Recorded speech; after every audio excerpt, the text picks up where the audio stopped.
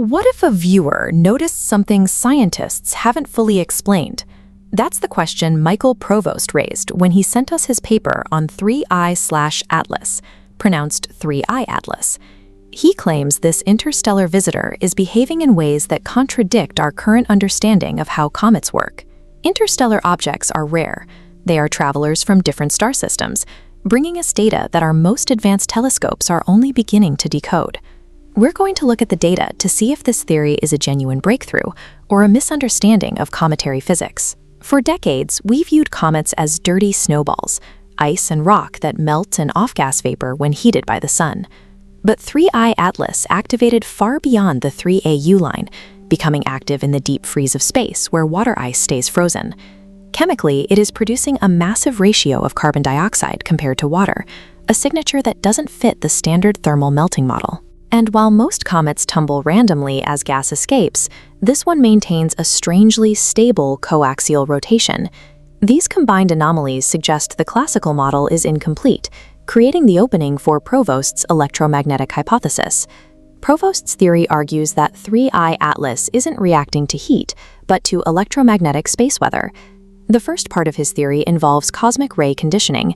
Thousands of years in interstellar space bombarded the surface, altering its structure to be highly sensitive to electric charges.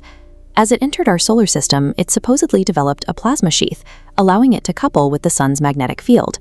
Provost describes a magnetic corridor, a structured magnetic lane that captures the comet and forces it into stable coaxial rotation. While this lane follows Jupiter's position in space, the paper specifies this is a magnetic alignment, not Jupiter's gravity. By combining these elements, Provost has built an alternative model that uses electromagnetism to explain every anomaly observed so far. To test this, we have to compare the comet's activity to actual solar wind variations recorded by our satellites. On November 16th, a massive spike in solar wind density and magnetic field shift lined up perfectly with a sudden flare-up from 3I/ATLS. On December 8th, the comet surges again during a wind spike, but activity instantly flatlined when the magnetic field flipped north. While these correlations are striking, we have to remember that matching patterns in data doesn't always prove a direct cause. This timeline is compelling, but it will take more than a few matches to overturn decades of established cometary science. However, the physics behind Provost's theory shouldn't be dismissed entirely. We already know comets interact with the solar wind. It's why they have ion tails and emit X-rays through charge exchange.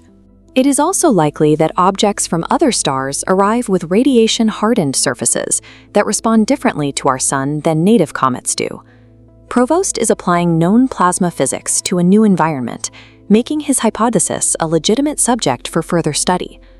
Overturning established scientific models is a massive task. It requires peer review and the computational challenge of modeling how plasma behaves around a moving body.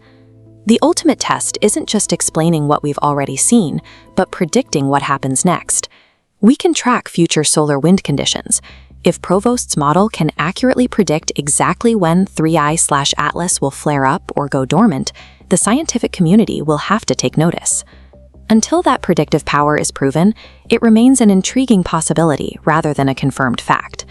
It is most likely that our current models only need slight adjustments to explain this comet, rather than a total rewrite. But Provost's work shows the value of curious individuals looking at data with a fresh perspective.